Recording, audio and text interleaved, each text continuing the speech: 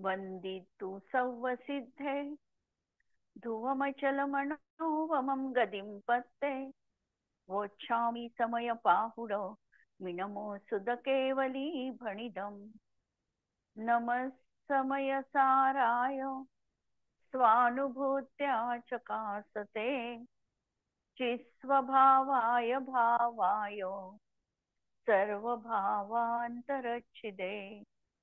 अंतिम शासन नायक 1008 भगवान महावीर स्वामी की जय।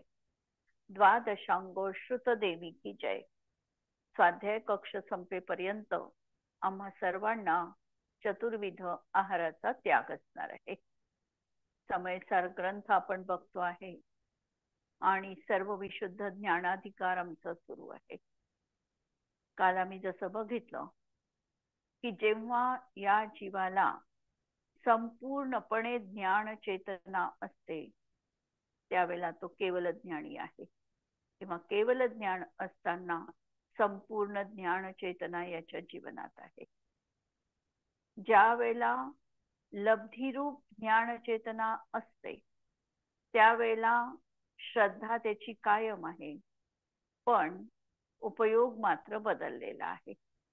आणि जेव्हा उपयोगात्मक सुद्धा ज्ञान चेतना आहे, निर्विकल्प समाधीमध्ये तो स्थित आहे, त्यावेळेला तो साक्षात आत्मेची अनुभूती घेतो आहे। या तीन स्वरूप बघितल्यानंतर ज्ञान चेतना ही आमच्या जीवनात आम्ही निरंतर जे काही कार्य करत असतो, हे कार्य करत असताना जीवनामध्ये कर्मचेतना कर्मफल चेतना देखील असणार आहे। आणि पूर्वी बांधलेलं कर्म देखील सतत उदयात येतच आहे। आत्ताही आम्ही परिणाम करतो आहे आणि या परिणामांनी नवीन कर्माचा बंध पण जीवाला होणार आहे। परंतु या ठिकाणी आचार्य हे सांगत आहे की आचार आदी अंगांमध्ये शास्त्रांमध्ये आम्हाला प्रतिक्रमण, आलोचना आणि प्रत्याख्यान याचा उपदेश दिलेला आहे। पूर्वी केलेलं कर्म जीवनामध्ये आम्ही जसं बांधलं तसंच्या तसं ते उदयात येईलच असं नाही आहे, त्यामध्ये देखील परिवर्तन घडू शकतं। पूर्वी आम्ही संक्लेश परिणामामध्ये कर्मबंध केला असेल, पश्चाताप झाला, आम्ही प्रतिक्रमण केलं, त्या कर्मामध्ये बदल संभवनीय आहे। काही कर्म बदलणार नाही, पण काही कर्मांमध्ये मात्र बदल होणं संभवनीय आहे। कधी कधी तर असाताचा बंध देखील साता रूपाने परिणत झालेला दिसून येतो, असंही संक्रमण घडू शकतं। म्हणजे आम्ही आत्ता वर्तमान काळामध्ये जर चांगला परिणाम केला तर भूतकालामध्ये घडलेल्या दोषांचं परिमार्जन करण्याचं सामर्थ्य त्याच्यामध्ये आहे। म्हणजे ते कर्म तेवढ्या फलदान रूपाने आम्हाला फल देणार नाही। जेवढ्या संक्लेश परिणामात बांधलेला आहे ते न फल देता, तसं न फल देता सौम्य रूपामध्ये आम्हाला फळ मिळेल। कदाचित अत्यंत विशुद्ध परिणाम झाले तर त्यामध्ये संक्रमण देखील सजातीय रूपाचं संभवनीय आहे। उदाहरण आम्हाला माहिती आहे की श्रेणीकाणी अत्यंत संक्लेश परिणामामध्ये मुनींच्या गळ्यामध्ये साप टाकण्याचं कृत्य केलं, परिणाम स्वरूप 7व्या नरकाचा बंध त्याला झालेला होता।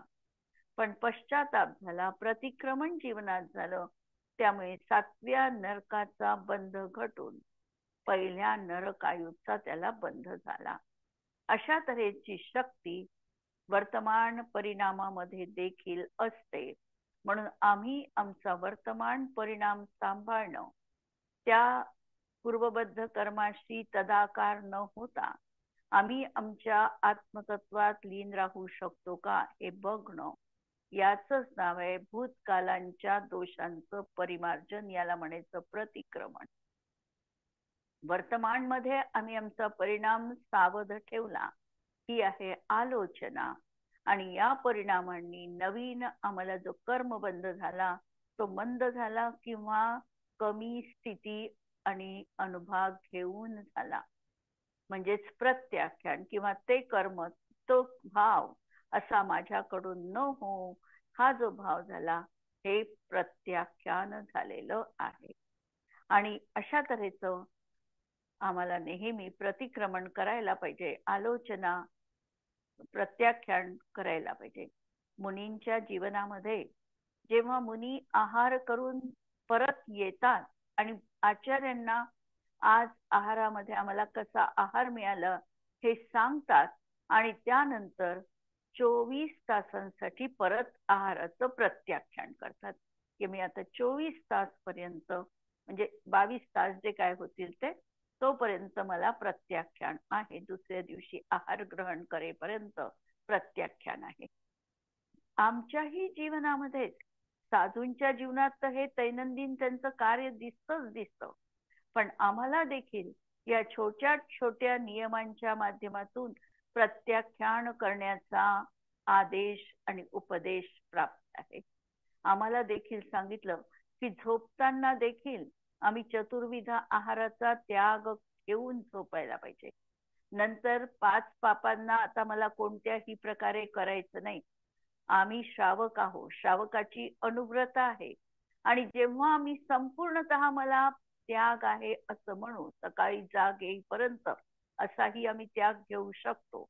झोप लागल्यापासून जाग येईपर्यंत याच्यामध्ये आम्हाला काही विशेष पुरुषार्थ करावा लागत नाही, पण तो आम्हाला रूढीनी जसा संकल्प करावा लागतो आणि त्या काळात आमची अनुव्रते देखील महाव्रतापर्यंत सारखी बनतात किंवा आम्ही दिग्व्रत घेतो, देशव्रत घेतो, याच्यामध्ये देखील आम्ही परत मर्यादा घेऊ शकतो.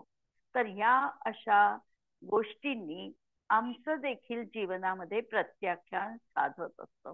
सकाळी जेवण केल्यानंतर समजा आम्हाला 2 वाजेपर्यंत दुपारी काही खायचं नाही, तर आम्ही ते देखील प्रत्याख्यान घेऊ शकतो. मी खाणार नाही, खाद्यपदार्थाचा त्याग, पेयाची सूट आणि किंवा पेय घ्यायचं नसेल, पाणी पण नाही नसेल घ्यायचं, तर तसाही आम्ही त्याग घेऊन प्रत्याख्यानाची क्रिया करू शकतो.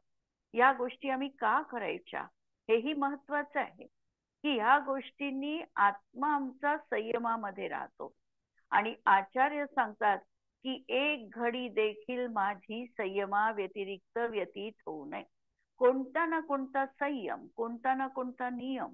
तसंच आम्ही 8 अष्टमूल गुणांचं पालन हे आमच्या जीवनात आम्ही अगदी सुरुवातीपासूनच आहे, प्रश्न तो नाही. त्याची आठवण आहे नाही आहे हा भाग अलग.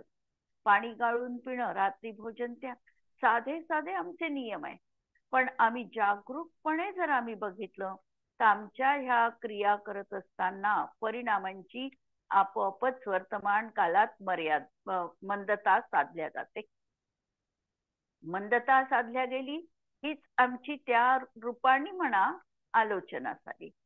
नंतर त्या परिणामांनी मंदता रूप परिणाम आहे, यामुळे आम्हाला अशुभ कर्माचा बंध रुकला. हा आमचा त्या ठिकाणी प्रत्याख्यान आहे. आणि पूर्वी काही आम्ही जे खूप तीव्र संक्लेश परिणामामध्ये कर्मबंध केला असेल त्याची ही हीनता झाली, हे आमचं प्रत्याख्यान आहे. तसंच आम्हाला आचारंग आदी ग्रंथांमध्ये प्रतिक्रमणाचा उपदेश दिलेला आहे किंवा आम्ही आमचं साधं नित्यनैमित्तिक पाठावली जरी उघडली तरीही मागून जे काही भक्ती संग्रह वगैरे जोडलेले आहे त्याच्यामध्ये प्रतिक्रमणाची प्राकृतमध्ये प्रक्रिया पण दिलेली आहे की पडिकम्मामी भन्ते, हे भगवन माझे दोष हे मिथ्या हो. म्हणजे कसे की मी गमन करत असताना किंवा कोणत्याही जीवाची माझ्याकडून विराधना घडलेली असेल, मन वचन कायेनी माझ्याकडून कुणाचा घात झाला असेल, पदक्षेप करताना शब्द त्यांनी ठेवलेले आहे की निगमणे, ठाणे गमणे, चंकमणे, पाणुगमणे.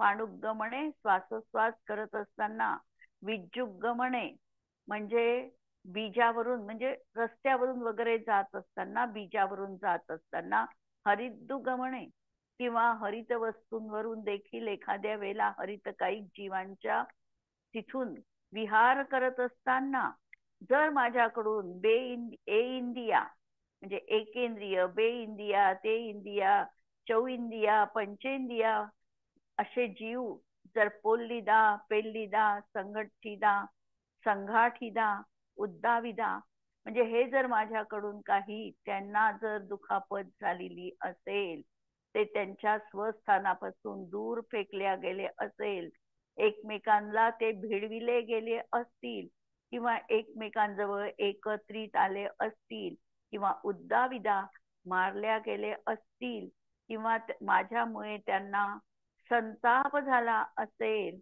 तर या सगळ्यांना मी त्या ठिकाणी काय करतो आहे, तर प्रायश्चित्त म्हणजे तशा प्रकारचं मी त्या दोष निराकरणासाठी हे प्रतिक्रमण करतो आहे. हे माझे दोष आणि मिथ्या हो, हे अशा तऱ्हेचं व्यवहार प्रतिक्रमण श्रावकांच्या जीवनामध्ये देखील आम्हाला सांगितलेलं आहे. किंवा आलोचना पाठ आम्ही म्हणतो, जो सामायिकाच्या पुस्तकामध्ये दिलेला आहे, हा आलोचना पाठ देखील आमच्याकडून घडलेल्या दोषांबद्दल आम्ही पश्चाताप व्यक्त करतो आहे. वर्तमान काळामध्ये आम्ही हे समजतो आहे की हे दोष माझ्याकडून न घडो. आणि जेव्हा आम्ही याच प्रतिक्रमणातली शेवटची ओळ म्हणतो, निश्चय प्रतिक्रमणाची ती ओळ आहे की जाव अरिहंतम भयवंतानम नमोकारम पज्जुवासम करेमी तावक कायम पावकम्मम दुच्चरितम वत्सरामी. म्हणजे जोपर्यंत मी अरहंत, सिद्ध किंवा नमोकार मंत्र यांच्या जवळ आहे, तोपर्यंत पाप माझ्याकडून होणारच नाही. म्हणजे जेव्हा माझ्या अंतःकरणामध्ये यांचा निवास आहे, नमोकार मंत्राचा निवास आहे, अरहंत सिद्धांचा निवास आहे, अशा प्रकारे जोपर्यंत मी त्यांच्या आराधनेमध्ये, निश्चय आराधनेमध्ये निमग्न आहे, तोपर्यंत माझ्याकडून दोष घडणारच नाही. हे निश्चय प्रतिक्रमण आहे. तर असं हे प्रतिक्रमण, आलोचना, प्रत्याख्यान आमच्या जीवनामध्ये आम्हाला नित्य करायला सांगितलेली आहे. हे केल्यामुळे आमचं चारित्र्य जे आहे, हे चारित्र्य उज्ज्वल बनतं, दोषांची निवृत्ती होते आणि आमच्या जीवनामध्ये शुभ परिणामांची, उज्ज्वल परिणामांची पुनरावृत्ती आम्हाला झालेली दिसते. तर अशा प्रकारे हा भाव आम्ही काल बघितलेला होता. आता पुढे आम्ही 2 ओळी राहिलेल्या आहे कालच्या गाथेच्या अनुषंगाने.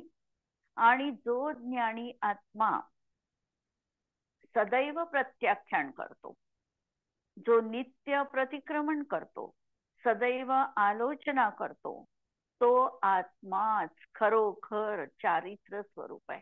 म्हणून ज्याच्या जीवनात हा प्रतिक्रमणाचा भाव आहे, नित्य किंवा प्रत्याख्यानाचा भाव नित्य विद्यमान आहे. प्रतिक्रमण करताना किती तऱ्हेने आम्हाला प्रतिक्रमण सांगितलं.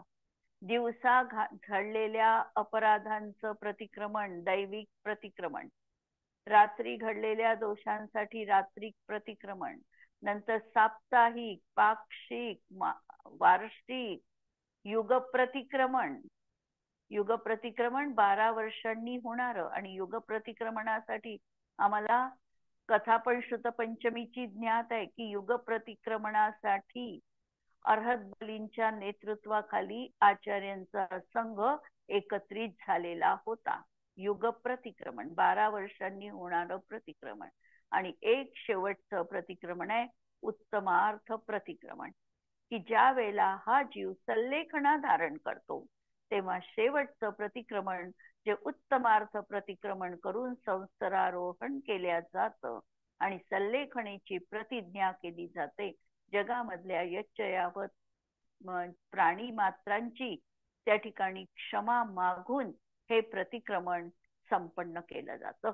तर अशा तऱ्हेच्या आमच्या ग्रंथांमध्ये या सगळ्यांचं डिटेल वर्णन आहे. आचार अंगाची जर आम्ही ग्रंथ काढली, चरणानुयोगाची, तर याचं आम्हाला वर्णन वाचायला देखील मिळतं.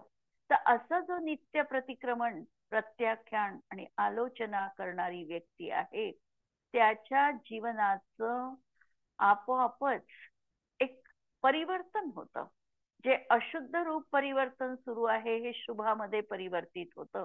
त्याच्या मनामध्ये कोमल, मृदू अशा प्रकारचे भाव तयार होतात आणि असा हा जो जीव आहे हा खरोखर साक्षात चारित्र स्वरूप होतो, अर्थात त्याच्या जीवनात निश्चय चारित्र दिसणार आहे. ठीक आहे, पहा, जो आत्मा खरोखरच पुद्गल कर्माच्या उदयाने होणाऱ्या भावापासून, म्हणजे पूर्वबद्ध कर्माचा उदय आहे, जो पुद्गल कर्म आहे, पूर्वी बांधलेलं त्याचा उदय सुरू आहे आणि त्याच्या उदयाचं निमित्त करून या जीवाचा परिणाम होतो आहे. त्या कर्माने परिणाम केला असा याचा कर्ता कर्म संबंध नाही. याचा निमित्त नैमित्तिक संबंध आहे की पूर्वबद्ध कर्माचा उदय असताना हे निमित्त कारण आणि होणारे परिणाम हे नैमित्तिक. अशा या नैमित्तिक भावापासून आपल्या आत्म्याला परावृत्त करतो. तो आत्मा म्हणजे ज्यांनी आपलं भाव कर्म आता पाहिलेलं आहे व्यवस्थितरित्या की या भावकर्माशी तो एकरूप झाला नाही, असा आत्मा त्या भावांना कारणभूत पूर्वकर्माचं प्रतिक्रमण करीत जातात. त्यांनी काय केलं तर यांनी वर्तमान काळामध्ये आपला परिणाम सांभाळला. त्या उदयाशी तो तद्रूप झाला नाही किंवा उदयापासून मी वेगळा आहे, मी स्वतःचा चैतन्य स्वभावी आत्मा आहे, या भावामध्ये जो स्थित राहील तो पूर्व कर्माचं प्रतिक्रमण करतो. खरीसाता स्वयमेव प्रतिक्रमण स्वरूप आहे आणि त्याच आत्म्याला हा पहा प्रतिक्रमण, तसा प्रतिक्रमण हा भाववाची शब्द आहे आणि भाववाची शब्दाला आम्ही दाखवू शकत नाही. भाववाची शब्द दाखवायचा असेल तर ती वस्तू किंवा व्यक्ती आम्हाला दाखवावी लागते. तसं आम्हाला या ठिकाणी हा जो प्रतिक्रमण सांगायचंय, तर प्रतिक्रमणामध्ये जी व्यक्ती निष्णात योगी आहे त्या व्यक्तीचा आम्हाला निर्देश करावा लागेल की प्रतिक्रमण करायचं असेल तर ह्या व्यक्तीकडे तू बघ. ही व्यक्ती म्हणजेच प्रतिक्रमण आहे. चारित्र दाखवायचं असेल आम्हाला तर जी चारित्राची उत्कृष्ट पालना करणारी व्यक्ती आहे त्या व्यक्तीकडे निर्देश करून सांगावं लागेल की चारित्र पाहायचंय तर ही व्यक्ती बघ. त्याप्रमाणे प्रतिक्रमण म्हणजे तो आत्मा स्वयमेव प्रतिक्रमण स्वरूप आहे. म्हणजे त्याच्या जीवनात प्रतिक्रमणमयता याच्याशी तो तल्लीन आहे. आत्मा त्याच परिणामाचे कार्यभूत उत्तर भावी कर्माचा प्रत्याख्यान करीत असता आणि आता तो जो वर्तमान काळामध्ये पुद्गल कर्माच्या उदयाने आपल्या आत्म्याला परावृत्त करणारा जो भाव त्याचा झालेला आहे शुभ भाव, त्या भावानीच उत्तर भावी कर्माचा प्रत्याख्यान करीत जातात. त्याचमुळे आता उत्तर कर्माचं देखील म्हणजे भविष्य काळामध्ये जे कर्म बांधल्या जाणार आहे त्याचं देखील प्रतिक्रमण होऊन स्वयमेव प्रत्याख्यानमय होतो किंवा प्रत्याख्यान स्वरूप बनतो.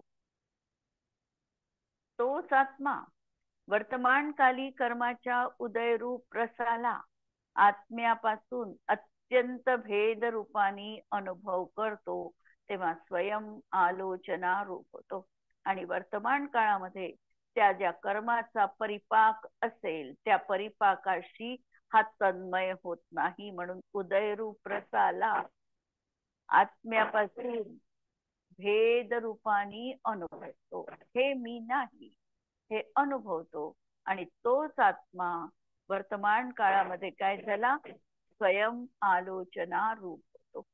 म्हणजे एकच जीवाचा परिणाम आहे पण या एका परिणामामध्ये या तीन गोष्टी घडलेल्या आहे, प्रतिक्रमण, आलोचना आणि प्रत्याख्यान. ह्याप्रमाणे हा सदैव प्रतिक्रमण करणारा, सदैव प्रत्याख्यान करणारा, सदैव आलोचना करणारा, पूर्व कर्माच्या कार्यरूप म्हणजे पूर्वी जे कर्म केलं होतं त्याच्या कार्यरूप, उत्तर भावी कर्माच्या कारणरूप भावापासून अत्यंत निवृत्त होतो आणि वर्तमानकालीन कर्माच्या उदयाला आत्म्यापासून अत्यंत भिन्न रूपाने अनुभव करतो आणि आपल्याच ज्ञान स्वभावामध्ये निरंतर लीन झाल्यामुळे स्थिरतारूप आचरणामुळे स्वयंचारित्र रूप होतो आणि हा आत्माचा स्वतःच्या ज्ञान स्वरूपामध्ये लीन आहे. वर्तमान काळामध्ये तिथे तो तल्लीन झालेला आहे आणि तिथे तल्लीन झाल्या असल्यामुळे स्वयं तेच त्याचं आचरण आहे. शुभ आणि अशुभ भावापासून निवृत्त होऊन तो स्वतःच्या ज्ञान चेतनेमध्ये निमग्न आहे आणि चारित्र रूप होणारा तो ज्ञान मात्र आपल्या संचेतनामुळे साक्षात ज्ञान चेतनामय होतो असा आशय आहे. आणि म्हणून चारित्रम तु भवन यस्य ज्ञान मात्रस्य चेतनात् स्वयमेव ज्ञान चेतना भवती इति भावः. अशा प्रकारे तो आपल्याच ज्ञानाचा वेदन करतो आहे, अनुभव करतो आहे. असा हा जीव सहज त्याच्या जीवनात प्रतिक्रमण आहे, सहज आलोचना पण ती म्हटल्या जाते आणि सहजच त्याच्या जीवनात प्रत्याख्यान देखील आहे. या ठिकाणी त्याला काहीही ओढून ताणून करावं लागत नाही. त्यांनी एक आपल्या त्रिकाली ज्ञानभावाचा अवलंब घेतला. या ज्ञान चेतनेमध्ये तो निमग्न आहे.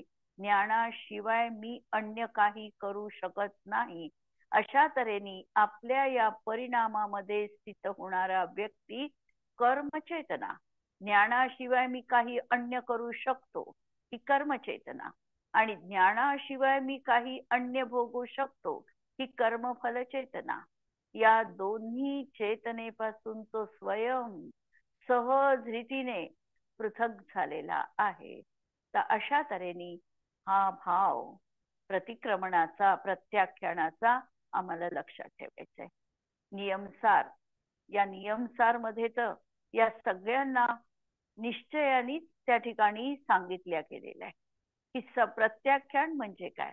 तर प्रत्याख्यान म्हणजे निश्चय सांगणं सगळ्यात सोपं आहे, आचरणात आणणं भलाही कठीण आहे, परंतु सांगणं मात्र सगळ्यात सोपं आहे की एक आत्मस्वरूपामध्ये स्थिर राहणं हा झाला निश्चय प्रतिक्रमण.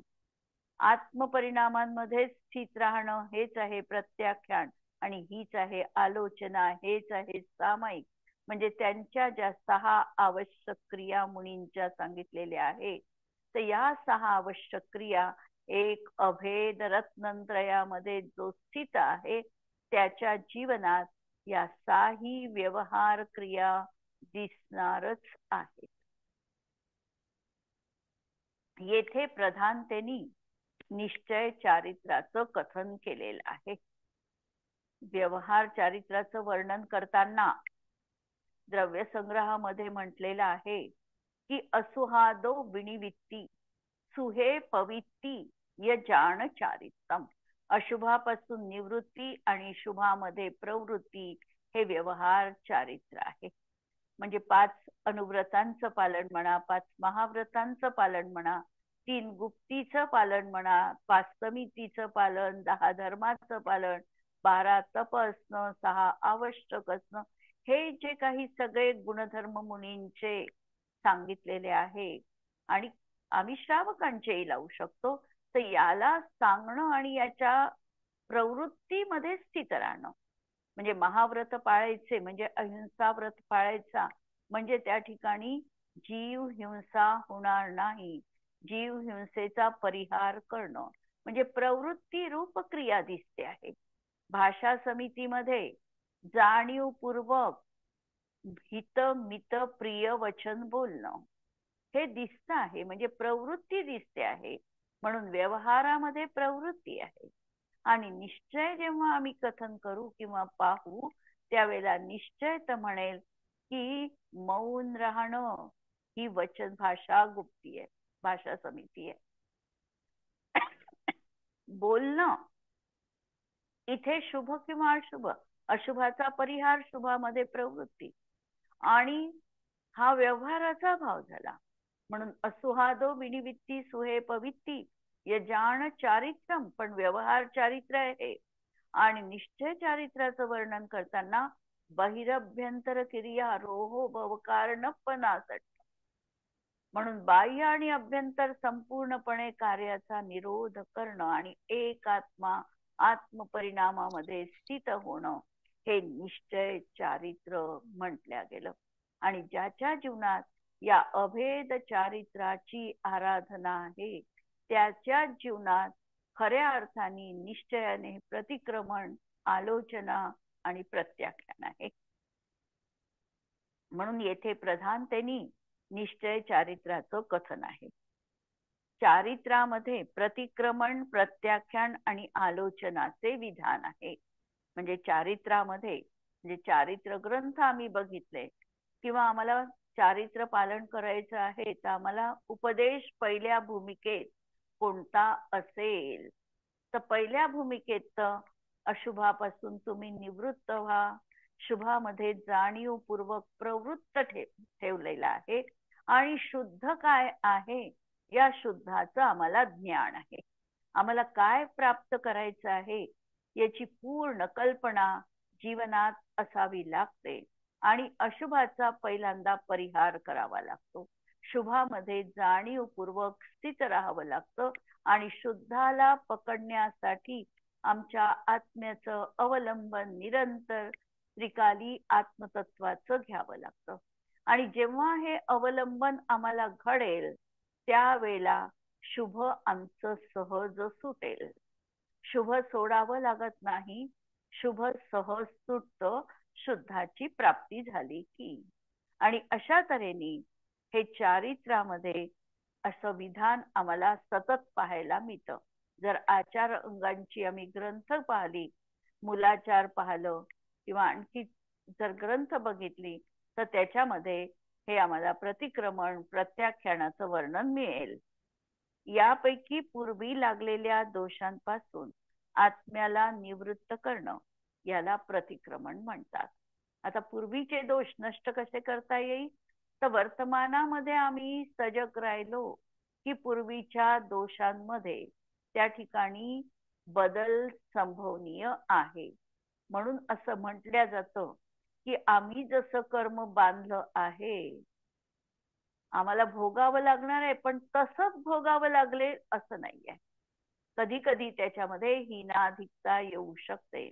मंद परिणाम झाले तर त्या परिणामांमध्ये आम्हाला शुभ संकेत मिळू शकतात, आणि आमचा वर्तमान काळामधला भाव जर अतिसंक्लेश झाला तर आम्हाला शुभाचं देखील अशुभ रूप परिणत झालेलं दिसू शकतं. म्हणून आम्ही जसं कर्म बांधलं आहे तसंच्या तसंच आम्हाला भोगावं लागेलच असं नाही, आणि म्हणूनच प्रतिक्रमणाचा उपदेश यथार्थ आहे. आगामी नंतर दोषांपासून प्रतिक्रमण म्हणतात. आगामी संभाव्य दोषांचा त्याग करणं यास प्रत्याख्यान म्हणतात, आणि वर्तमान दोषापासून आत्म्यास परावृत्त करणं याला आलोचना म्हणतात. निश्चयतः त्याचं स्वरूप पाहावं तर तीनही काळासंबंधी कर्मापासून भिन्न जाणणं, श्रद्धान करणे आणि अनुभवणे हा त्याचा अर्थ आहे. आणि म्हणून निश्चयाने जर आम्ही बघितलं तर काय आहे की तीनही काळामध्ये जे काही आमचे अपराध होतात आहे, संभाव्य अपराध असेल, यापासून सुटणं हे त्याचं प्रयोजन आहे. अशा प्रकारे आत्माच प्रतिक्रमण आहे, आत्माच प्रत्याख्यान आहे, आणि आत्माच आलोचना आहे. या तीन स्वरूप आत्म्याचा निरंतर अनुभव करणं. म्हणून तीन स्वरूप आत्म्याचा, तीन स्वरूपाचा नाही सांगितलं, तीन स्वरूप असलेल्या आत्म्याचा, म्हणजे अभेद आत्म्याचा जर आम्ही प्रतिक्रमण अलग म्हणत असू, प्रत्याख्यान अलग आहे, असं जर आम्ही म्हणत असू तर अभेद अनुभव झाला नाही. अभेदामध्ये तीनही रूप ज्याच्यामध्ये गर्भित आहे असा एक आत्माच आम्हाला आराधनीय आहे. म्हणजे आमचा न्यायक स्वभावी आत्माच हा आम्हाला अनुभव घेण्यायोग्य आहे. आणि याचा अनुभव घेणं म्हणजेच चारित्र्य आहे. निश्चय चारित्र्य म्हणजे ज्ञान चेतनेचे अनुभवन आहे. म्हणून पुढे लगेच सांगितलं अभेदात्मा म्हणजेच ज्ञान चेतनेमध्ये राहणं हेच म्हणजे आत्म्याचं अनुभवन आहे. याच निर्विकल्प अनुभवाने ज्ञान चेतना स्वरूप केवल ज्ञानमय आत्मा प्रगट होतो. आता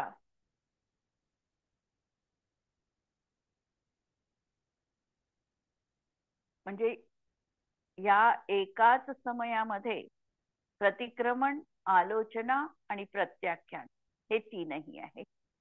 ज्या समयी आत्मा पुण्य पापरूप भावापासून निवृत्त होऊन, कारण तो शुद्ध भावामध्ये आला पाहिजे आणि हे शुभ किंवा अशुभ या दोन्ही भावांपासून निवृत्त होऊन याच भावांनी पूर्वकर्मापासून निवृत्त होतो, तेव्हा तो आत्मा स्वयं प्रतिक्रमण आहे. याच भावांनी कार्यभूत भविष्यकालीन कर्मापासून निवृत्त होतो, म्हणून हा आत्मा स्वयं प्रत्याख्यान आहे. आणि याच भावांनी वर्तमानकालीन कर्माच्या उदयापासून निवृत्त होतो, तेव्हा तोच आत्मा आलोचना आहे. आणि हेच चारित्र्य आहे. मला प्रत्याख्यान करायचे आहे, प्रतिक्रमण करायचे आहे, आलोचना करायची आहे, हे आमचे सगळे विकल्प आहे. किंवा आम्ही स्तुती म्हणतो. ही स्तुती म्हणणं हे व्यवहार प्रतिक्रमण आहे, हे निश्चय नाही. आणि म्हणून आपला आत्मा आपल्या शुद्ध स्वभावाच्या आश्रयाने रागातील एकत्व तोडून रागापासून निवृत्त होऊन स्वभावात लीन होतो, ते खरं चारित्र्य आहे.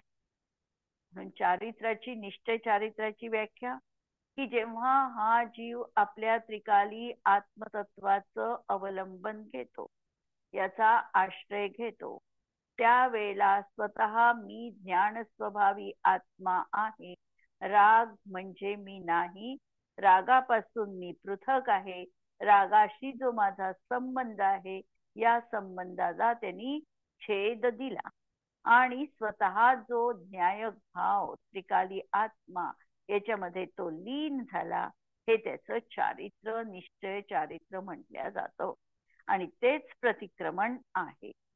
जोपर्यंत पूर्ण वितराग दशा प्राप्त होत नाही तोपर्यंत स्वरूपदृष्टी आणि चारित्र्याच्या भूमिकेमध्ये व्यवहार प्रतिक्रमणाचे विकल्प चालतातच. आम्ही म्हटलं की आजच आम्ही हे व्यवहार आहे आणि व्यवहार सगळा हे आहे, सोडण्यायोग्य आहे, म्हणून आम्ही प्रतिक्रमण करणार नाही, आलोचना करणार नाही, तर आचार्य त्यालाही मंजुरी देत नाही. आचार्य म्हणतात की पहिल्या भूमिकेत हे करणं आवश्यक आहे. जोपर्यंत निश्चय पूर्णतः उपलब्ध होत नाही तोपर्यंत ही भूमिका जीवनात अनिवार्यपणे असावी लागणार आहे. ध्येय अंतरंगा शुद्धाचं, परंतु प्रवृत्तीमध्ये शुभाचं अवलंबन. अशा तऱ्हेने आम्हाला याच्याशी सुसंगती साधून आमचा निश्चय आम्हाला साध्य करायचा आहे. म्हणून हे होतात, हे विकल्प होतीलच, पण हे विकल्प म्हणजे ते चारित्र्य आहे किंवा इथे माझा थांबण्याचा बिंदू आहे असं तो मानत नाही. तो मला याच्याही पुढे जायचंय, हाच त्याचा भाव आहे. म्हणून आत्म्याचा निरंतर ज्ञान स्वभावाचा अनुभव हेच निश्चय चारित्र्य आहे, ही ज्ञान चेतना आहे. आणि या ज्ञान चेतनेनी साक्षात ज्ञान चेतना स्वरूप केवल ज्ञानमय असा आत्मा प्रगट होतो. म्हणून प्रयोग काय करायचा ह्याचा, या गाथांचा, तर या गाथांमधून जे आम्हाला पहिल्या भूमिकेमध्ये प्रतिक्रमण, प्रत्याख्यान, आलोचना हा जो भाव आम्हाला सांगितलेला आहे याची आम्हाला मननपूर्वक प्राप्ती करून घ्यायची आहे, किंवा सतत आमच्या अंतरंगामध्ये कोणत्याही जीवाची विराधना माझ्याकडून न घडो अशा प्रकारची अप्रमत्त दशा मला अनुभवता येते का, माझ्या जीवनात मी ती उतरवू शकतो का, हे आम्हाला बघायचं आहे. आणि यानंतर कलश येणार आहे ज्ञान चेतना, कर्मचेतना आणि कर्मफल चेतनेचं स्वरूप, आणि त्या अनुषंगाने हे भाव आम्हाला बघायचे आहे. ते उद्याच्या याच्यात आपण बघूया. आणि ज्ञान चेतना म्हणजे की ज्ञान हेच माझं स्वरूप आहे, या व्यतिरिक्त मी काहीही करू शकत नाही, हा आमच्या अंतरंगामध्ये अकाट्य विश्वास की ज्ञान चेतना, कर्मचेतना, ज्ञानाशिवाय अन्य मी काही करतो आहे हा भाव असणं ही कर्मचेतना, आणि ज्ञानभावाशिवाय मी दुसऱ्या काही भोगू शकतो हा भाव असणं ही कर्मफल चेतना आहे. आम्हाला कर्मचेतना आणि कर्मफल चेतनेपासून निवृत्त होऊन माझ्या ज्ञान चेतनेमध्ये मला स्थित होता येतं का, हे आम्हाला बघायचं आहे. जिनवाणी के ज्ञान ते सुझे लोकालो, सो जिनवाणी मस्तक नमो सदा देत हो. नमो अरिहंताणम, नमो सिद्धाणम, नमो आयर्याणम, नमो वच्छायाणम, नमो लोये सवसाहुणम. सर्वांना जय जिनेंद्र.